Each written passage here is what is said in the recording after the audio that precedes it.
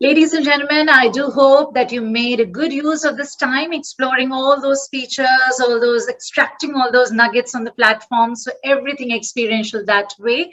And with that, on this track, it's time now to finally get conversant with five strategic ways to agile sales and marketing, combining those innovations with digital technologies.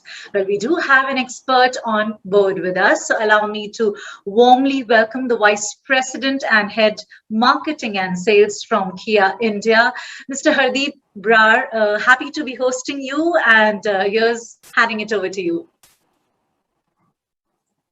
Thank you. Let me start to check if I'm audible for everyone. Am I audible enough? Yes. All right, great. So good afternoon, ladies and gentlemen. I hope everyone is safe and doing well. First of all, I must compliment the team for putting together a wide spectrum of topics and bringing industry experts to share their inspiring vision across various interesting themes. As a passionate automobile professional, to listen to a few of you, I couldn't attend the entire session, but whatever I could hear was quite interesting. Let me start by saying the pandemic and subsequent lockdowns have dramatically changed the everyday behavior of billions of people globally. And this is across age group, certainly not exclusive to India. Interestingly, across the globe, people are spending more time online and therefore consuming information online.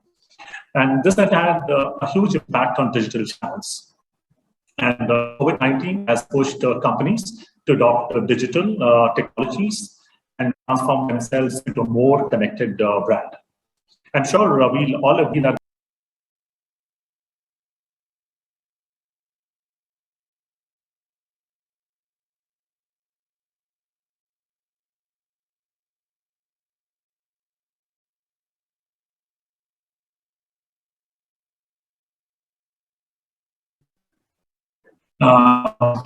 sorry, I think I got this. I'm sorry for the glitch.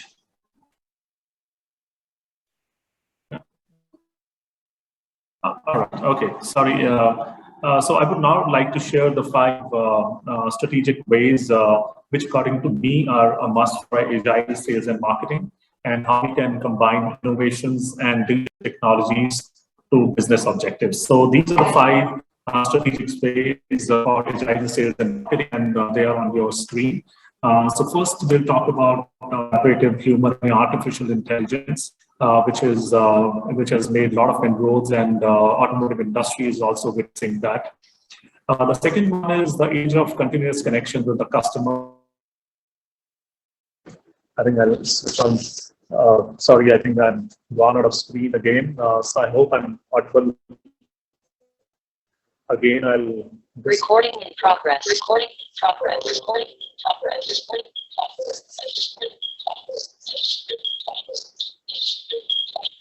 Yeah. Sorry, I'm checking again. If I'm audible, I hope there'll be no further disconnections. Am I audible?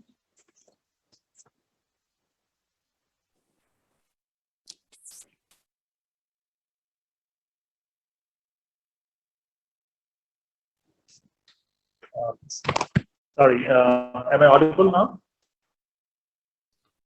Yes, sir, you are. Okay. Okay, sorry. So the third point, that is augmented and virtual reality, and this is also making big inroads across industries and automotive as well. The fourth one being big data and autonomous vehicles, and last but not least, how the digital communication has started across the ecosystem, and how digital conversation is becoming the new way.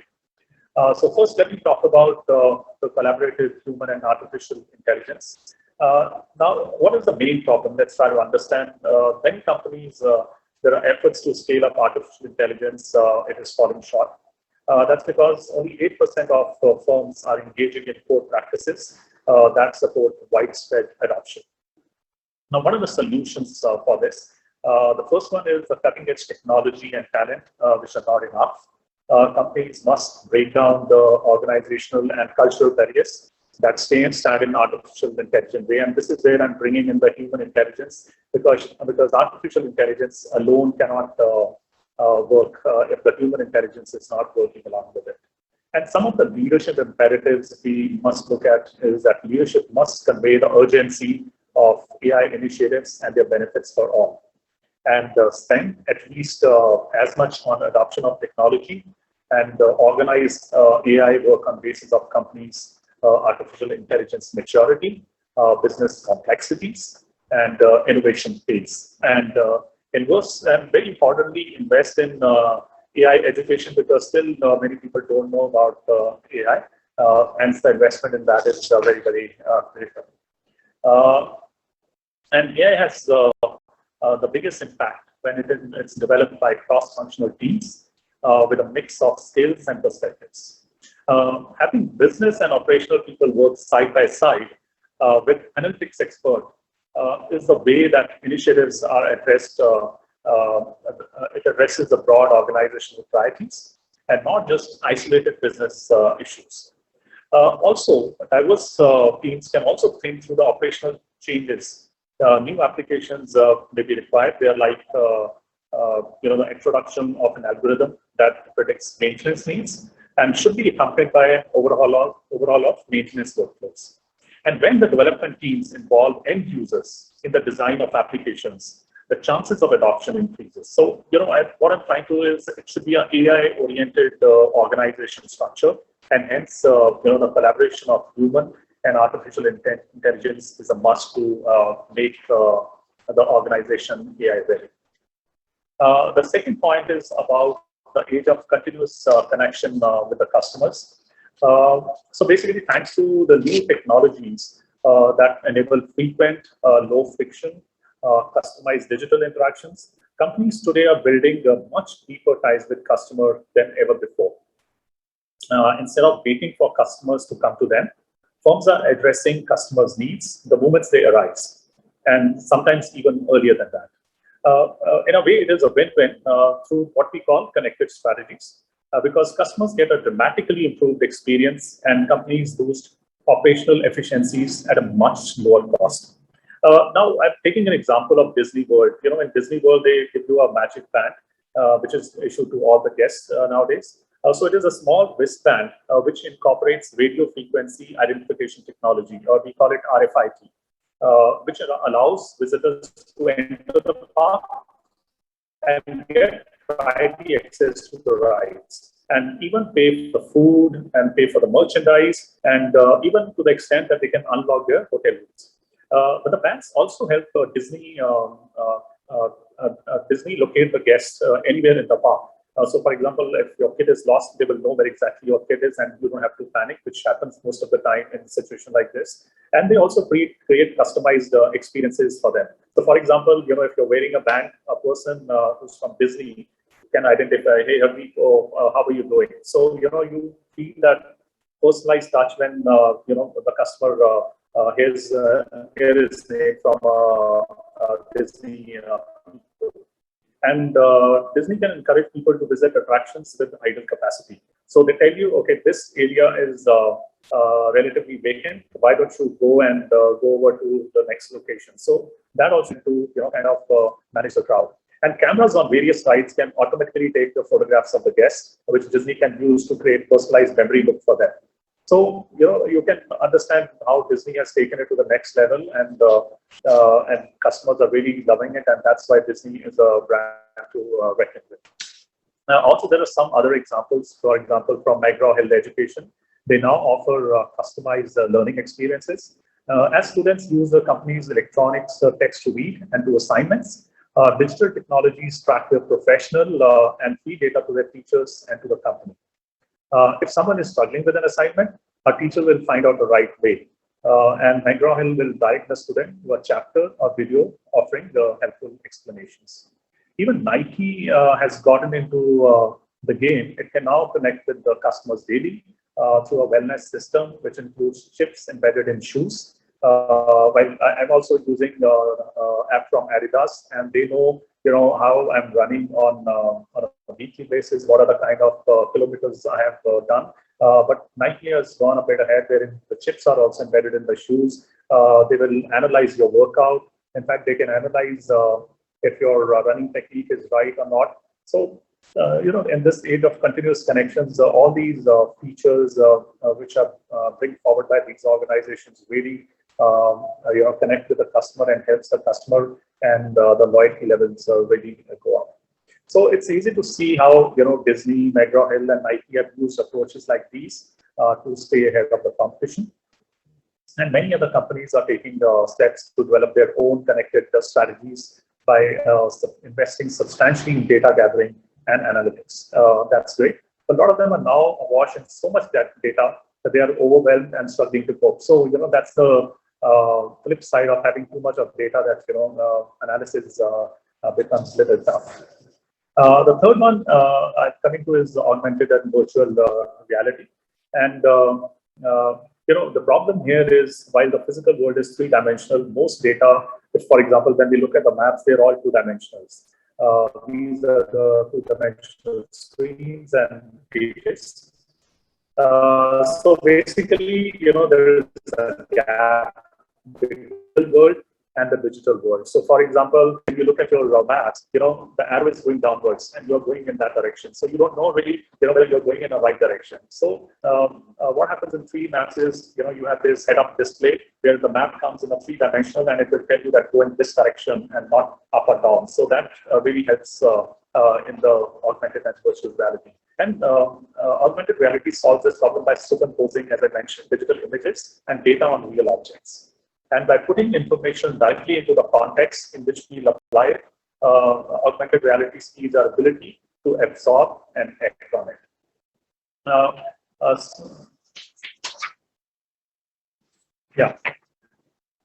So basically, isolated applications of augmented realities have been around for decades, but only recently have technologies required to unleash its potential is becoming available.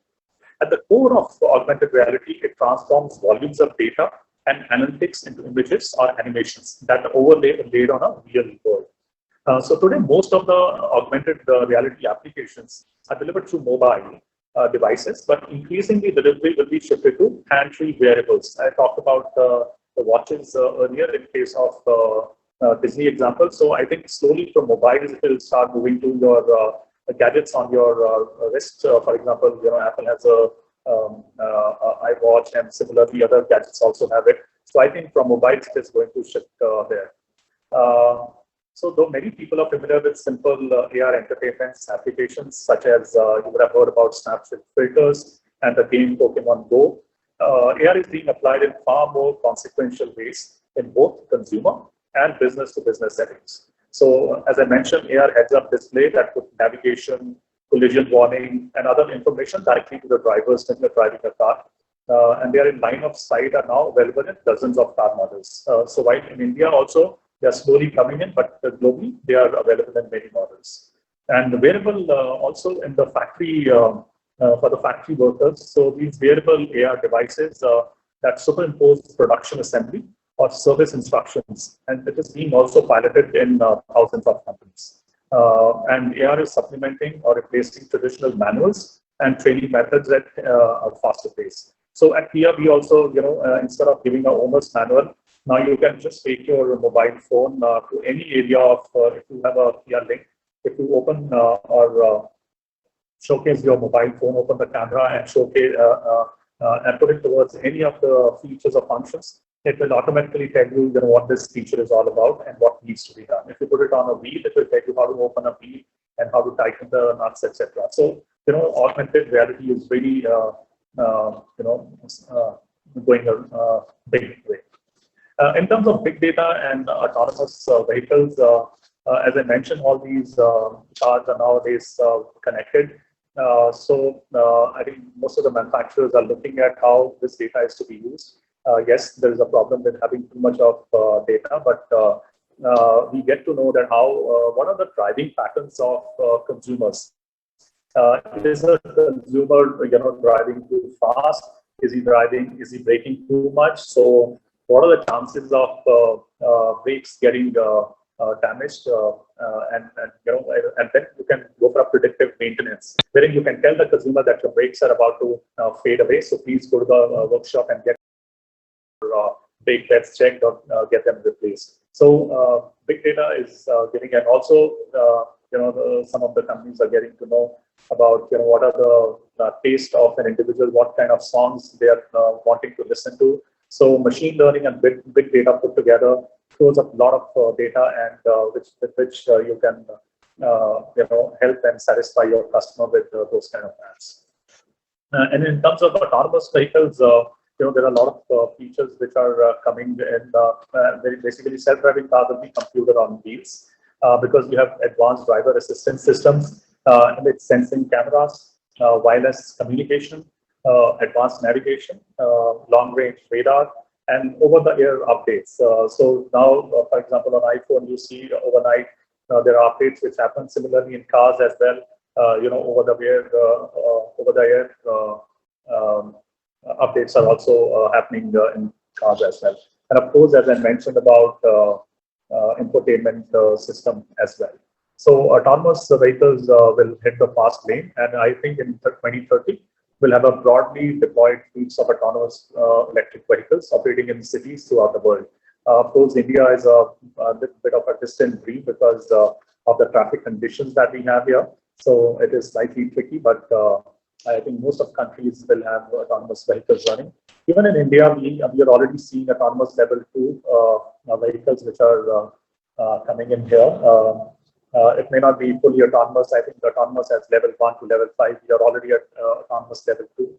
I think autonomous level 3 and 4 is doable, but autonomous 5 is something which I don't think is possible at this time, looking at our traffic conditions. So I think all this put together, while I'm getting a little bit into product, but I think as we say, sales and marketing is not complete till we talk about the 4 Ps, and product is extremely crucial when it comes to sales and marketing, and hence inputs from sales and marketing is very important to make sure that you're getting the right products at the right time. And last but not least is the digital customer communication. I think the cold calling and the era where you are calling up the consumers is a passe. Even today, I see so many sales guys keep calling up maybe from construction companies or real estate companies. I would say, frankly, I don't take those calls, but I do see a lot of people are sending information over mobile phone through WhatsApp or other methods. So I think that is a much better way rather than doing a cold calling, because it saves a lot of money when you call up consumers. I think WhatsApp is much cheaper, or other apps like WhatsApp are they work out to be much cheaper than making calls. And similarly, when we look at where do customers go, I think today when you look at the mobile searches, 50% of the searches are actually happening on videos. So YouTube is coming, YouTube, Facebook, all of them are coming to be a very important medium where consumers are going to and checking about the products which they want. So I think we need to move away from the call centers and move away to this kind of communication. Another important customer communication is basically chatbots. But frankly, I haven't come across the chatbots which are very, very customer friendly. They're all machine learning based, and by the time machine really learns and start responding, I think they dissatisfy a lot of customers in the process. So I think a very well thought through chatbots is the need of the hour. In fact, personally, I use a lot of chatbots, but as I mentioned earlier, I haven't come across a chatbot which is perfect. You end up, cursing them and then go back to the toll-free number and start calling them up. So I think organizations really need to work in this direction, wherein customer communication becomes much faster, much more efficient, and you are actually able to connect the customer, which is not the case when you end up calling them. So these are the 5 strategic ways which I feel will be required to make sales and marketing more agile in the digital world. I hope you found these points relevant, and thank you for your patient listening. Hardeep, thank you very much for your digital leadership and, of course, the guidance that you just provided us that will help all of us, the enterprises, adapt to the big reset. And, ladies and gentlemen, on that note, you would agree that with infrastructure automation at its core, organizations today definitely need to adapt quickly, be agile, and with the sales and marketing functions, of course, intact to keep up to this more connected and data driven world, I would say. And on that note, allow me to very happily remind all of you that. Exclusively for today, gift vouchers worth rupees 5,000 are reserved for the top three scorers on the leaderboard. Rupees 2,500 gift vouchers for the fourth till the 10th position right there again, and of course rupees 1,000 vouchers all reserved for the ones who are standing on the 11th position up till the 30th position. Of course, keep those conversations weaving in, of course, on the social media out there. And with that, let's give a big shout out to our partners for their lovely support. Let's thank our presenting partner Intel Plus Oracle, our co-presenting partner JP Morgan, our co-powered by partner Brilio and Connect, our cybersecurity partner Process IT Global, our gold partner being Clear from the makers of ClearTax, our associate partner being HCL Technologies and Goldstone Technologies. Well, our startup partners being Credgenics, World FinTech, StatSure and J Technologies, Prakriti, YCLEPT 4E Labs. Thank you very, very much. And of course, as we are almost towards wrapping up this track, I must tell you that we start pretty much at 9:50 a.m. tomorrow. That is for the day 2 of the Economic Times Global Digital Innovation Summit 2021. So of course, I'm going to cordially invite all of you to join us for the same. And right now, I would just say that, collaboration and competition, keep it going, excavate everything that this virtual platform has to sort of offer you, connect with your peeps and folks at the networking lounge. The experience zone is where you can, of course, visit the partner booths and more. The official hashtag of our summit, I'm sure everybody, has learned it by heart by now. So I'm not going to repeat it, but I'm, of course, expecting more conversations right out there. But right now, of course, the gift vouchers definitely in store to reward all your efforts, even on the day 2 of our summit. So for now, just wishing all of you to